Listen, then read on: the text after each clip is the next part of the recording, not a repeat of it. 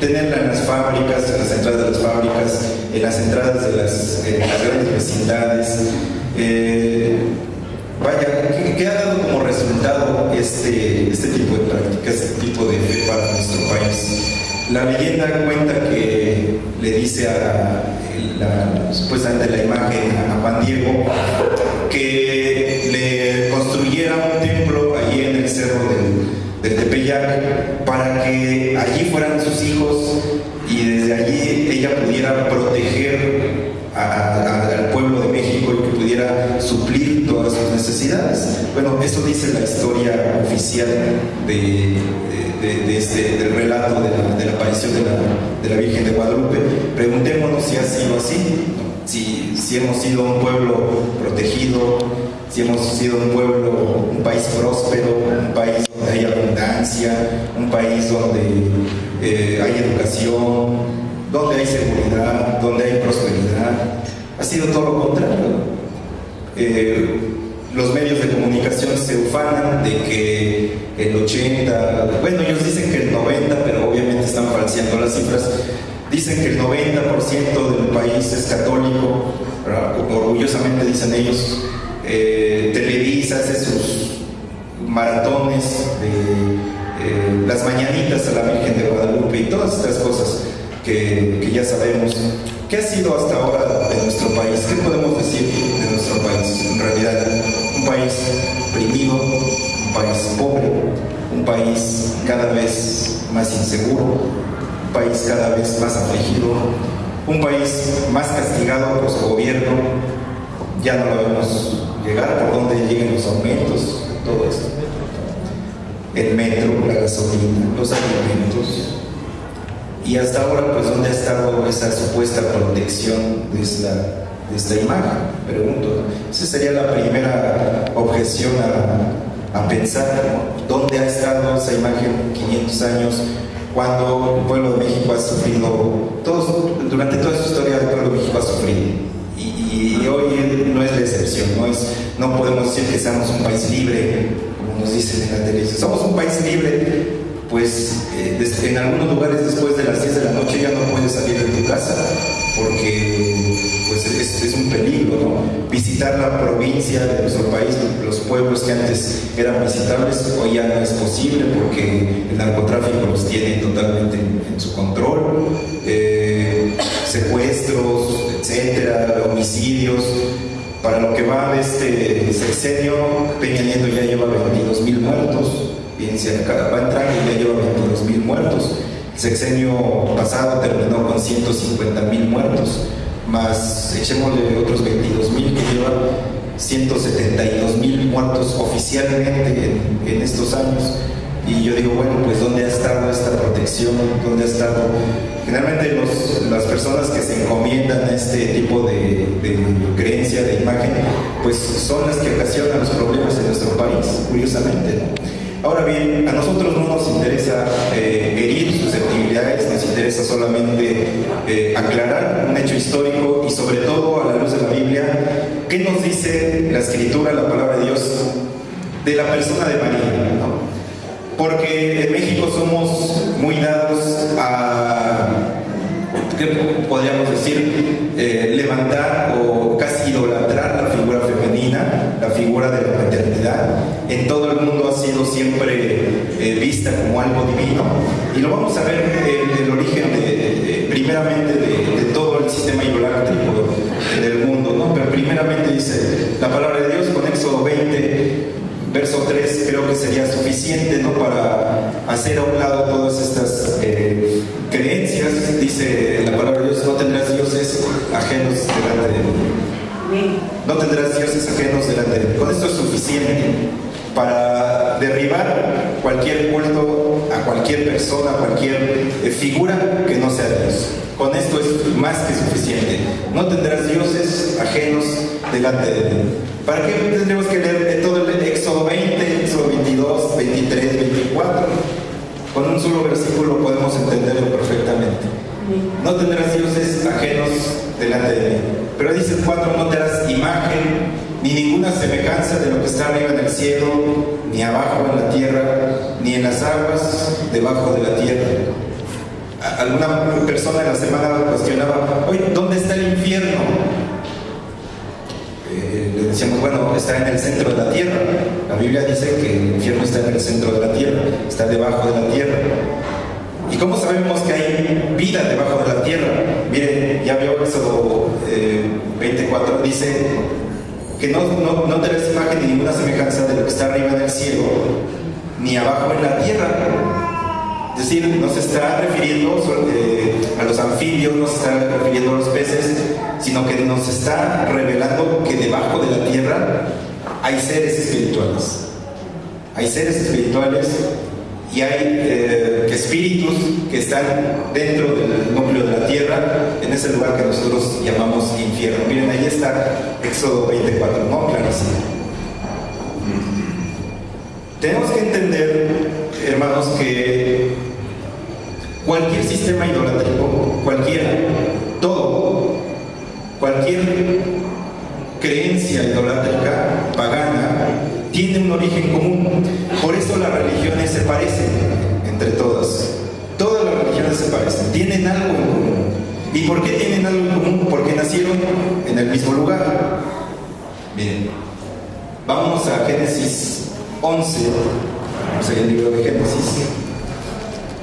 Y esto año con año lo explicamos, que por qué hay tantas religiones. Nosotros sí podemos contestar de una manera fehaciente y segura por qué hay tantas religiones en el mundo. ¿Cuántas hay? Bueno, ya lo sabemos porque cada día se inventa otra nueva.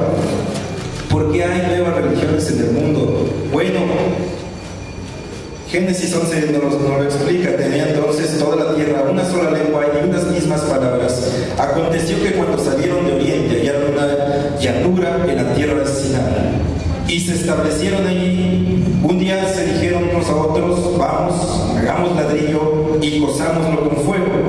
Así el ladrillo les sirvió en lugar de piedra y el asfalto en lugar de mezcla. Después dijeron, vamos, edifiquémonos una ciudad y una torre cuya cúspide llegue al cielo, y hagámonos un nombre por si fuéramos, ahí está la clave, esparcidos sobre la faz de la tierra. Ahora, vamos a adelantar algunos versos. Vamos al verso 8, y dice, así los esparció Jehová desde allí sobre la faz de toda la tierra, y dejaron de edificar la ciudad. Por eso se la llamó Babel, porque allí confundió Jehová el lenguaje de toda la tierra, y desde ahí los esparció sobre la faz de toda la tierra. Y esta expansión que hubo del ser humano, este esparcimiento que hubo, cuando ellos abandonaron este lugar idolátrico que fue Babilonia, ellos llevaron consigo la idolatría que allí habían creado. Este edificio que se supone que ellos estaban construyendo es un llamado Sigurat. Eran observatorios astrológicos, más que astronómicos, astrológicos, los cuales se seguía el curso de las estrellas, ¿no? Dios le había dicho a Abraham que cuando viese el firmamento, la gloria de las estrellas, no te inclinarás hacia ellas, ¿no? Porque las estrellas nos dan la idea de un creador, ¿sí? Pero en Babilonia las estrellas fueron designadas como con nombres de dioses paganos. De ahí nosotros sabemos que varias estrellas tienen algunos nombres como Sirio, como otros nombres. Venus ha tenido varios nombres a lo largo de la historia, pero todos son de un tipo idolátrico. El hecho de que haya muchas religiones en el mundo de diferentes maneras, pero que todas ellas tengan algún parecido, es porque todas nacieron en el mismo lugar, en Babilonia. Ahora, vamos a Apocalipsis 17:5, y esto nos lo deja muy claro. Fíjense cómo tenemos una polaridad perfecta de Génesis a Apocalipsis. Nos lo está confirmando simplemente. Dice la escritura, y en su frente tenía un nombre escrito, un misterio, Babilonia la grande, la madre de las rameras y de las abominaciones de la tierra. Está claro entonces que el sistema babilónico fue el que dio luz a toda la idolatría que actualmente tenemos en el mundo, incluyendo, por supuesto, el culto a la diosa madre. La tradición judía, es decir, los targúmenes y algunos otros textos judíos, nos hablan de una leyenda, la leyenda de Semiramis. Esta fue madre y esposa, madre y esposa de Nimrod, que encontramos en el capítulo 11 de Génesis. Fue madre y esposa de Nimrod. Bueno, pues se dice, la tradición judía nos marca, que al morir Nimrod, que fue el primer, dice, cazador poderoso delante de Jehová, en nuestra Reina Valera así dice, pero todos los eruditos hoy nos dicen, están de acuerdo con que quiere decir en contra de Jehová, es decir, un hombre que se sublevó al sistema de Dios, o a Dios, quiso tener el lugar de Dios. Entonces Nimrod, al morir, toma la personalidad del dios Sol. El Sol siempre se ha adorado, siempre desde un inicio el Sol es adorado. Actualmente el Vaticano adora el Sol, sí. El Vaticano está diseñado en su estructura, en su arquitectura, para el balcón del Papa ver todas las mañanas la puesta del sol, bueno, más bien la salida del sol, ¿sí? O sea, desde el balcón papal se ve ya diariamente cómo sale el sol, y esto no es casualidad. Esto es porque ellos han recogido todas las tradiciones paganas de adoración a los diferentes elementos, como el pino, como el sol, etc. Por ahí escuchaba a un hermano, me dejó pensando, la verdad, quizá tenga razón, que el himno Noche de Paz realmente está dirigido al sol. Decía el hermano, bueno, es que este himno se dirige hacia adorar al sol. Y dice, noten cuando dice astro de eterno fulgor, astro de eterno fulgor, se dirige directamente ya al astro rey, al sol. El sol siempre ha sido adorado.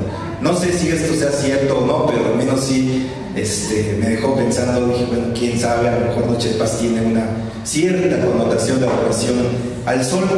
Es un canto muy digamos, uno de los favoritos precisamente del sistema católico, ¿no? Noche de Paz, no falta Navidad que se cante Noche de Paz en el Vaticano. Entonces, no está tan lejos la idea, aunque no lo podría afirmar, ¿no? Pero la adoración al sol siempre ha estado inmersa, y el primer dios sol lo encontramos en el capítulo 11 de Génesis. Nimrod, algo así como vendría siendo que bisnieto de Noé, ¿verdad? Más o menos como bisnieto de Noé, es el primer ser humano que se convierte en un dios. Recordemos que ya en el México precortesiano, Tezcatlipoca, por ejemplo, venía siendo la encarnación de aquellos que eran sacrificados año con año. Es decir, Tezcatlipoca se alimentaba supuestamente en estas leyendas de las almas humanas, ¿sí? Y así sucesivamente. Ya vemos, por ejemplo, el signo de la cruz en el México. Antes de que llegaran los españoles ya tenemos la cruz de Palenque, por ejemplo, aquí en México. Entonces, la idea de tener cruces, la idea de tener ciertos símbolos, tiene un origen que es Babilonia. La cruz, hemos dicho en algunas ocasiones, lo hemos explicado, que es realmente el símbolo del sol. El sol siempre se ha simbolizado a manera de un tache, por decir, o a manera de una cruz.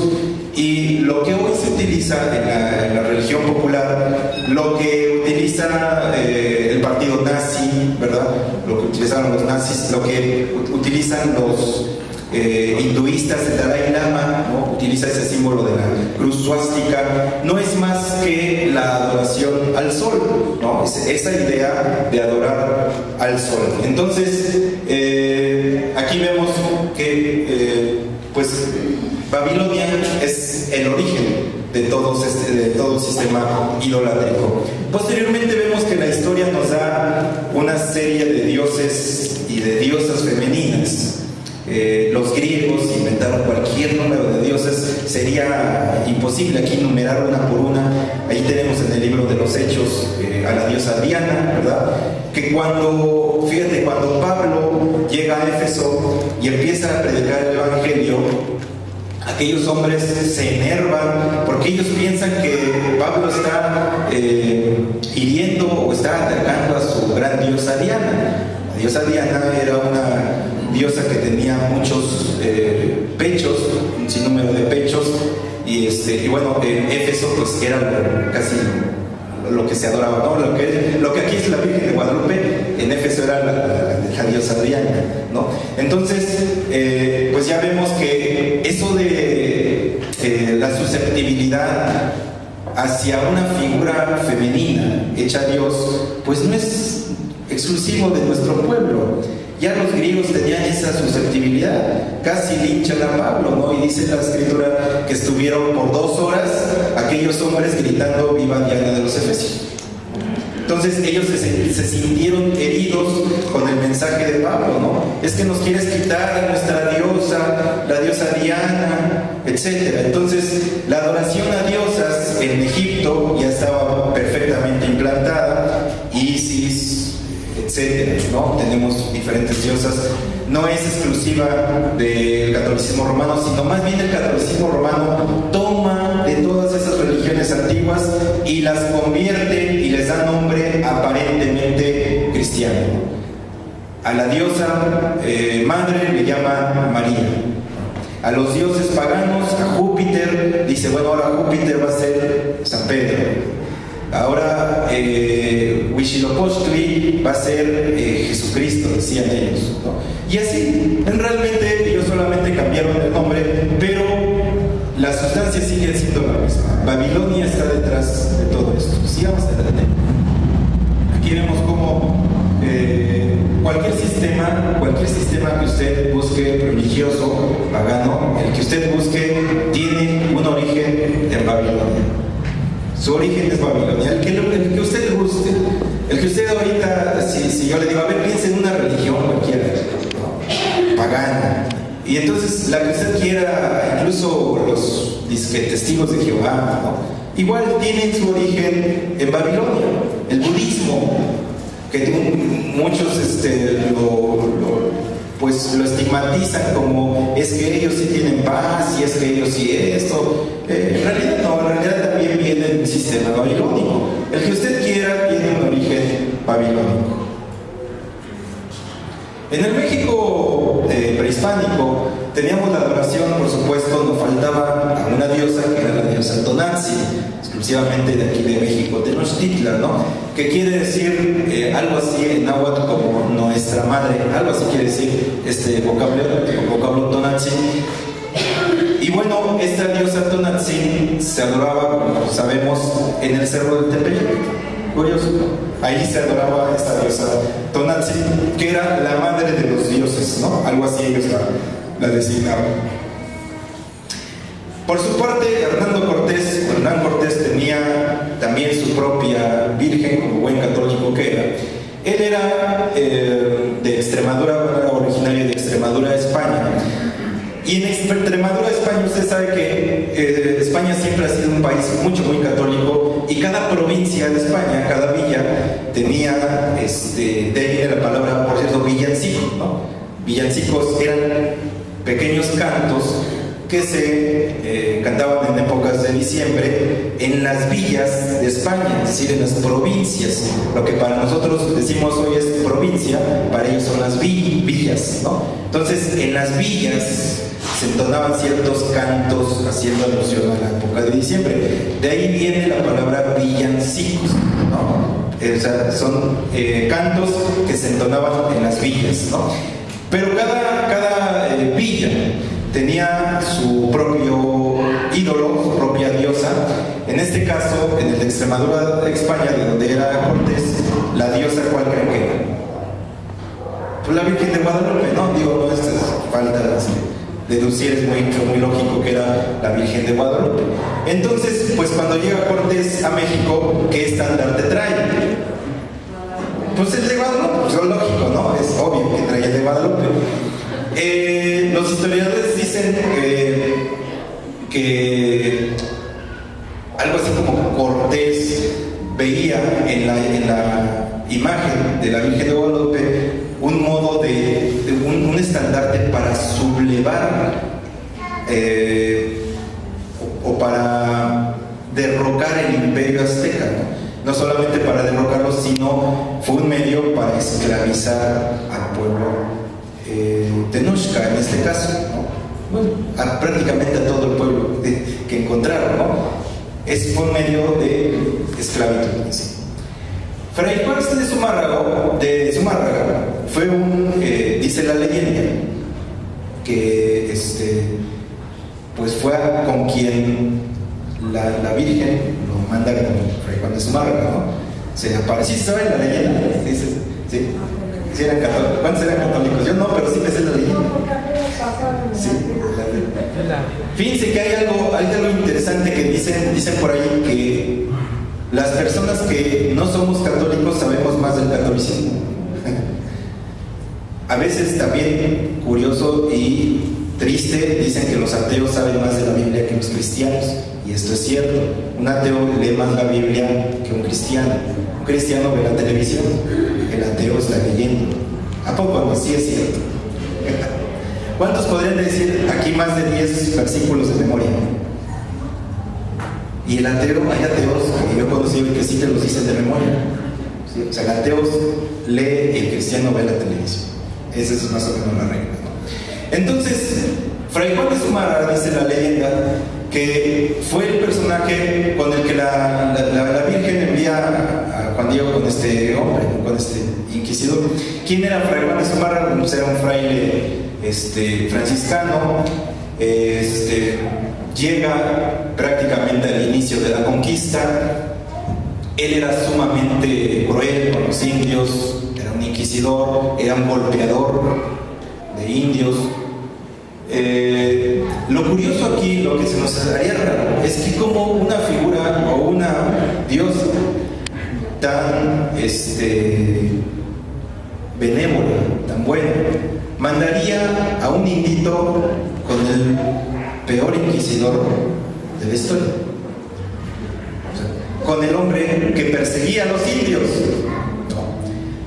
Pues ¿dónde estaría su benevolencia? ¿Dónde estaría su bondad? Si lo mandaría casi a la muerte, ¿no? Casi lo estaría mandando a morir. Y bueno, además él tenía sus propios esclavos, que dicen los historiadores que los trataba como a bastonazos, porque él usaba un bastón, Fray Juan de Zumárraga, y dicen que cuando se enojaba, Fray Juan de Zumárraga se enojaba y los trataba a bastonazos a los indios. Entonces imagínate que se aparece esta cosa y le dice: ve con Fray Juan de Zumárraga. Pues bueno, pues imagínense, ¿no? La incoherencia de la historia. Bueno, vamos más adelante.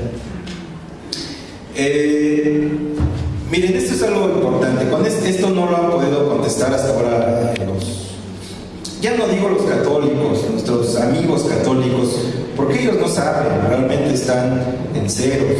Bueno, ya ni vamos a hablar de los sacerdotes, de los curas, ¿no?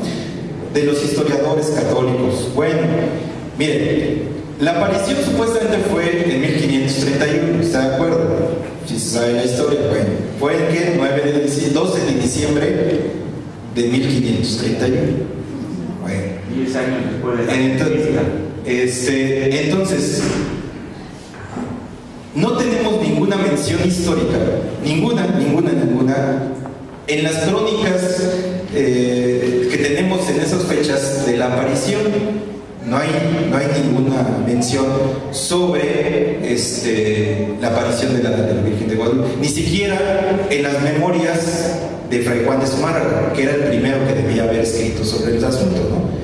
Pero en sus memorias de Fray Juan de Zumárraga no hay ninguna mención sobre la dichosa aparición. Tenemos, por ejemplo, el código mendocino, ahorita les paso una imagen. Solamente tenemos una mención hasta 1648, es decir, como 117 años después. Entonces, es imposible concebir que un evento de esta magnitud en el que se aparece la Virgen de Guadalupe a un indito, ¿no? Y que le pide que le construyan un templo en la punta, dice, fíjense, el relato dice que la imagen esta se lo pidió en la punta del Cerro del Tepeyac, en la punta, ¿no? En el relato dice, aquí en el llano, aquí en el llano, estaba leyendo el relato y le dice la Virgen a Juan Diego, dice, aquí en el llano, aquí arriba, en el cerro, en el llano. A ver, ¿sí han ido al Cerro del Tepeyac? Bueno, ¿se han subido? Pues yo nunca he visto un llano ahí. Pues es la punta del cerro, ¿no? Y es un cerro pues muy pequeño. No es así un cerro que puede tener el lujo de tener una cancha de tenis y un llano, ¿no? Construir una cancha de fútbol todavía, pero así dice el relato. Entonces tenemos una mención por ahí hasta 1648. Entonces, todo ese tiempo, preguntémonos por qué no se mencionó la aparición.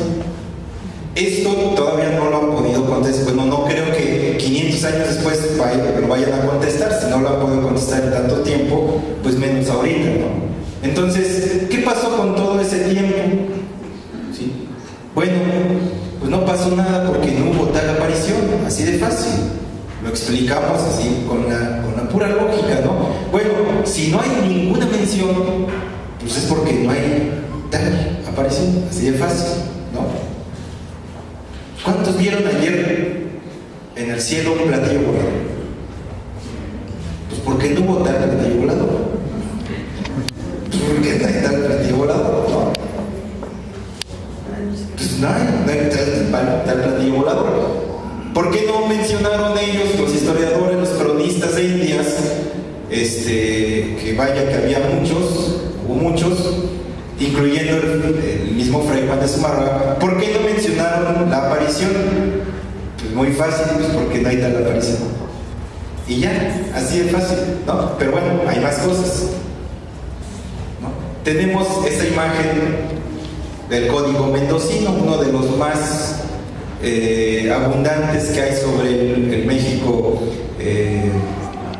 conquistado, tristemente conquistado, el México sublevado por Cortés. Uno de esos, fíjense, es lo que nos enseñan en la escuela, ¿no? Lo básico. El Código Mendocino, ¿no? En la secundaria, en la primaria. El código, bueno, esa es la imagen del Código Mendocino, ¿sí?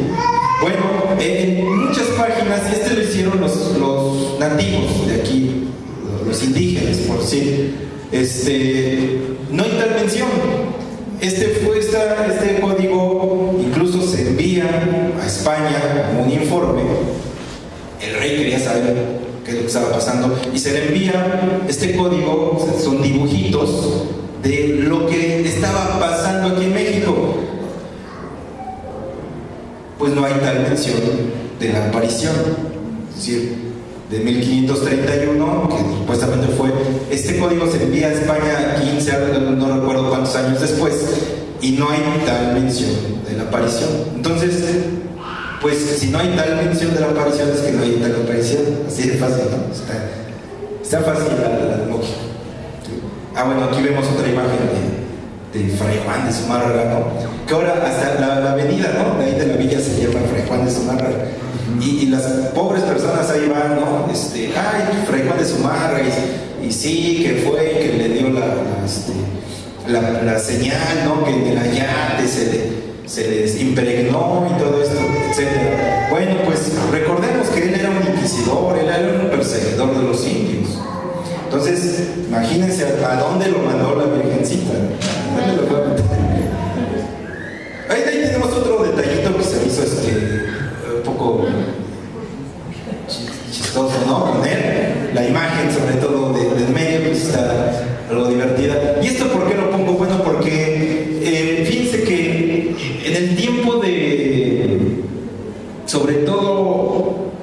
lo que fue la intervención criolla en México, el proceso de independencia, entre comillas.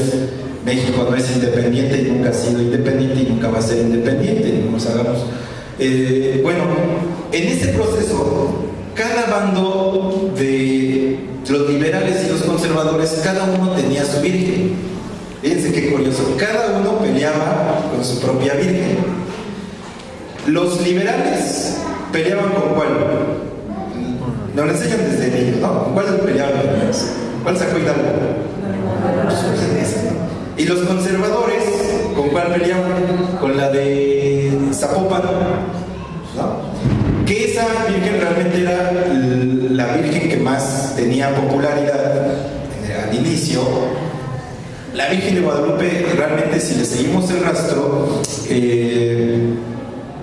les costó trabajo imponerla, porque tiempo después de Cortés, los indios no se quedaron calladitos, empezaron a sublevar, y hubo varias sublevaciones, casi llegando todavía hasta 1650, todavía había sublevaciones de indios, todavía había rebeliones, ¿no? Entonces les costó trabajo imponerla, y se dieron cuenta que la de Zapopan generaba mucho dinero, como hasta ahora, pero generaba muchas cantidades impresionantes de dinero, ¿no? Y la de la Guadalupe no. La de la Guadalupe no. Entonces hubo una guerra de vírgenes también entre los liberales y los conservadores, a tal grado que los conservadores hicieron fusilar a la Virgen de Guadalupe. O sea, con la Virgen de Zapopan fusilaron a la Virgen de Guadalupe. Hagamos el favor que con incongruencia, ¿no? O sea, una virgen fusiló a la otra. Pues ¿cuántas hay? ¿No? Entonces, bueno, pues por fin, ¿cuántas hay? Entonces ya hubo guerra de vírgenes, fíjense, en la historia de México. Ya las vírgenes también, así ¿cómo es que están en medio, ¿no? De la foto. Ahí está bonito, ¿no? Como una boxeadora que se llama La Loba, ¿no? No me acuerdo qué es. Le dice, no, La Loba. Bueno, más o menos así fue la guerra. La primera mención de una supuesta aparición, decíamos, que fue en 1648, 117 años después de la fecha oficial, en donde lo mencionan en un librito que hoy los historiadores nos dicen que fue algo así como fue como una obra de teatro hecha por los indios en el colegio de Santa Cruz Tlatelolco, ¿no? Aquí creo que tengo la información. Ah, sí.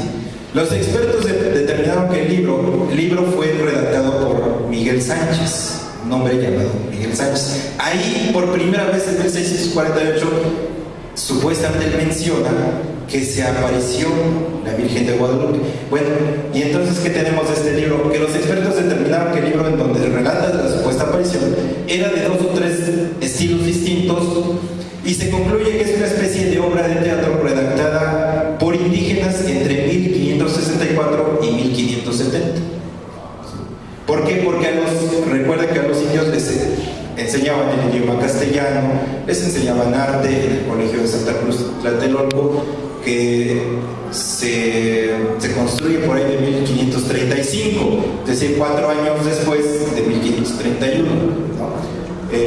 Por ahí así. Entonces, los historiadores dicen, bueno, pues más o menos es esto.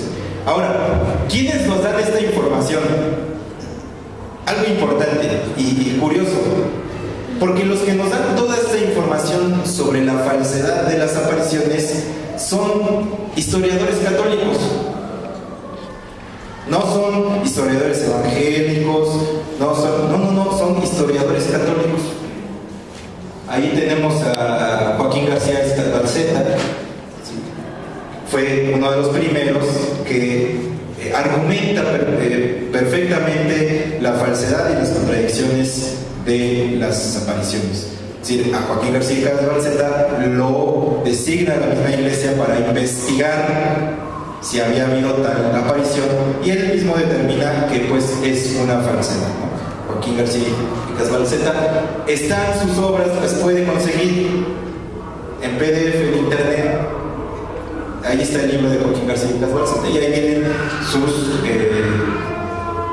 conclusiones. Tenemos aquí a Juan de Bustamante. Mire, él en 1536, me parece, dio un sermón y él decía estas palabras. 1556, perdón. Y si se trata de apartar a los indios de la idolatría, dice él, ¿por qué se les obliga a adorar a la Virgen de Guadalupe pintada ayer? Ya se dio cuenta, pintada ayer. Nos da un dato interesante, ¿no? Pintada ayer por el indio Marcos. Esto fue el 8 de septiembre de 1556. Fíjense, está interesante, ¿no? Que el mismo fraile dice, bueno, ¿y por qué si dicen que los quieren apartar de la idolatría y les ponen otro ídolo? ¿No? Entonces, vamos a ver otros personajes. Ahí está Juan Bautista Bartolacé, que él era científico y pintor, además. Bartolacé examina la pintura con un equipo de científicos, amigos suyos, pero importante, todos estos personajes fueron católicos. Ellos no fueron cristianos, no fueron de otras creencias, ellos fueron católicos, pero fueron gente honesta, fueron personas, investigadores reales que buscaron la verdad y ellos concluyeron, no hay tal aparición. Bartolacé, que lo tenemos, él nació en Guanajuato, es del siglo XVIII. Bartolacé, a su izquierda, Bartolacé, él examina la pintura y él dice, bueno, para empezar, la pintura tiene varias pasadas, es decir, ya le dieron 2 o 3 pasadas de pintura. 2, se estaba descascarando por hongos y humedad.